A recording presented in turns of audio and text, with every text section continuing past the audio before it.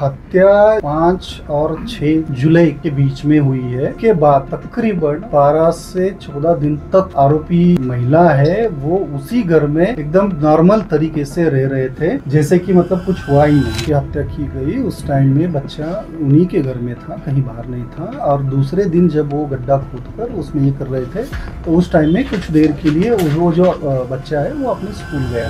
नालासोपारा के धान्यू बाग का वो हत्याकांड जिसको सुनने के बाद सभी रोंगटे खड़े हो गए, उसका आज खुलासा हुआ है। पुलिस ने प्रेस कॉन्फ्रेंस किया, उन दोनों को हिरासत में लेने के बाद अदालत में पेश किया, जहाँ 7 दिन की कस्टडी भी ली है। उसी के साथ उन्होंने कई सारे महत्वपूर्ण बिंदुओं का खुलासा किया। उन्होंने कहा कि पुणे में जब उन्हें पुलिस पकड़ने गई उस दौरान कई सारे अलग अलग तरीके से पुलिस की यूनिट वहां पर बिछी हुई थी, अलग अलग तरीके से पहचान की जा रही थी कि आरोपी है कहाँ। यानी चमन चौहान वो युवती जिसने हत्या के बाद अपने प्रेमी के साथ पुणे की तरफ रवाना हो गई थी, वहां पर उस शहर में पुलिस ने तमाम तरीके से अलग अलग तरीके से जांच पड़ताल शुरू की। उस दौरान एक मेडिकल स्टोर के पास प्राप्त जानकारी के अनुसार एक 5 साल का जो बच्चा है साथ लेके गई थी, वो दिखाई दिया।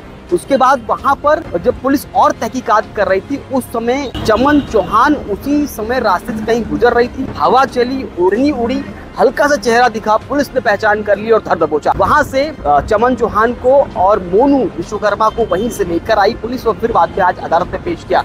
हैरान की बात यह है कि यहाँ पर जो यानी धान्यू बाग में जब उस चाल के अंदर हत्या करने के बाद में उस डेड बॉडी को बेड पर करीबन 2 से 3 दिन तक रखे हुए थे, कई सारे चादर रखकर और उसको बिछा ओढ़ाकर कई सारे कपड़े डालकर, ताकि उसको पहचान में ना आए। और पता है कई लोगों को बता रहे थे कि कुरला चले गए हैं, कहीं बाहर चले गए हैं, बल्कि उसी बेड पर कई दिन तक लाश रखी हुई थी। उसके बाद खड्डा खोदती है, फिर खड्डा जब खुद जाता है पूरी तरह उनका काम हो जाता है, उसके बाद वो लाश खड्डे के अंदर डालकर टाइल्स लगाई थी। इस पूरे मामले का खुलासा करने के बाद पुलिस ने कई सारे चौंकाने वाली बातें बताई हैं। इन्होंने ये भी कहा है कि जो मोनू विश्वकर्मा है वो मुंबई किसी एक कॉलेज में पढ़ाई करता था और वो इंटेलिजेंट लड़का था, लेकिन किसी प्रकार से इस औरत के प्रेम जाल में, आपस में प्रेम प्रसंग में पढ़कर अपनी शिक्षा व्यवस्था तो कहीं न कहीं खराब की, साथ साथ इसने इस पूरे घटना अंजाम को, इस पूरे हत्याकांड में अपनी सहयोगिता भी दिखाई है। बताया जा रहा है कि थोड़े दिन पहले ही इन दोनों में यानी विजय चौहान जो मृतक है और जो महिला है चमन चौहान, इन दोनों की में लड़ाई हुई, झगड़ा हुआ था इसी बात को लेकर। लेकिन ये झगड़ा इतना बढ़ गया कि इन मोनू विश्वकर्मा और चमन चौहान यानी वो पत्नी ने और प्रेमी ने मिलकर ये सोचा कि अब इसे रास्ते से हटाना चाहिए।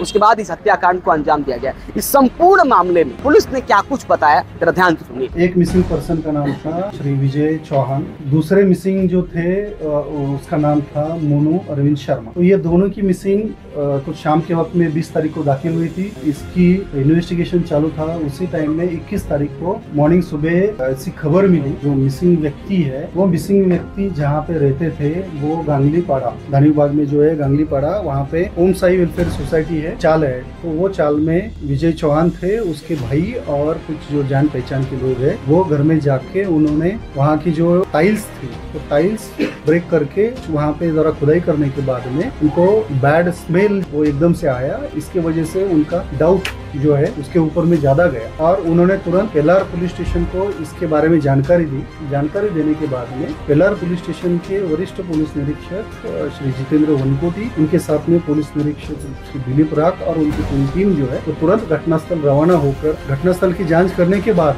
उनको ये अंदेशा हुआ कि यहाँ पे कुछ न कुछ गंभीर घटना हुआ है। तुरंत उन्होंने यहाँ के लोकल जो मैजिस्ट्रेट है, तहसीलदार, उसके साथ में हमारी फॉरेंसिक टीम और पंच विटनेस वगैरह वो सब लेके उस जगह पे जाके जमीन के अंदर में जो मिट्टी ये थी वो खोद के निकालने के बाद में वहाँ पे एक बॉडी हमको रिकॉर्ड हुई। जो बॉडी जो मिसिंग पर्सन दाखिल हुआ था विजय चौहान इनकी है। इस तरीके से उनके जो सगे भाई है इन्होंने पहचान कर आइडेंटिफाई कर लिया। पेलार पुलिस स्टेशन में गुना रजिस्टर क्रमांक है 408/2025 जो भारतीय न्याय संहिता की अलग अलग धारा जिसमें 103, 1, 238 और 3(5) के तहत तुरंत मामला दर्ज करके इन्वेस्टिगेशन के लिए हमारे माननीय police commissioner sir Niket Kaushik sir और इसके साथ में अपर पुलिस आयुक्त श्री दत्तात्रेय शिंदे सर, इनके मार्गदर्शन में अलग अलग टीम्स का निर्माण करके अलग अलग जगह पे आरोपियों की पकड़ के लिए तुरंत रवाना कर दिए गए। पुणे जिसमें एक हड़पसर करके एरिया है वो जगह पर उनके होने का हमको अंदेशा हुआ। उसके बाद हमारी जो टीम है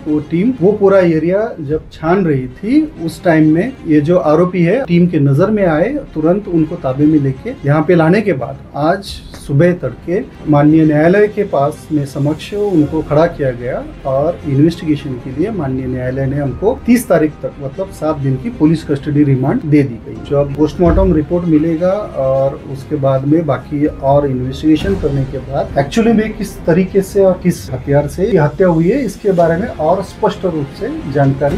हत्या ये अंदाजन 5 और 6 जुलाई के बीच में हुई है और उसके बाद तकरीबन 12 से 14 दिन तक आरोपी महिला है वो उसी घर में एकदम नॉर्मल तरीके से रह रहे थे, जैसे कि मतलब कुछ हुआ ही नहीं। इस टाइप से उन्होंने खुद को और आसपास के लोगों को उस तरीके से प्रेजेंट किया कि सब कुछ ठीक से चल रहा है। जब देर रात उनकी हत्या की गई उस टाइम में बच्चा उन्हीं के घर में था, कहीं बाहर नहीं था। और दूसरे दिन जब वो गड्ढा खोदकर उसमें ये कर रहे थे तो उस टाइम में कुछ देर के लिए वो जो बच्चा है वो अपने स्कूल गया और उसके बाद में फिर वो अपने घर ही रहा है। हत्या के बाद में मृतदेह जिसपे सोते हैं वो जो बेड है, बेड के ऊपर में ही मतलब उसके ऊपर में चादर वगैरह वो सब काफी सारा कपड़ा वगैरह डाल के लपेट से वहीं पे रखा गया था। और ये सब काम होने के बाद, गड्ढा होने के बाद में फिर उसमें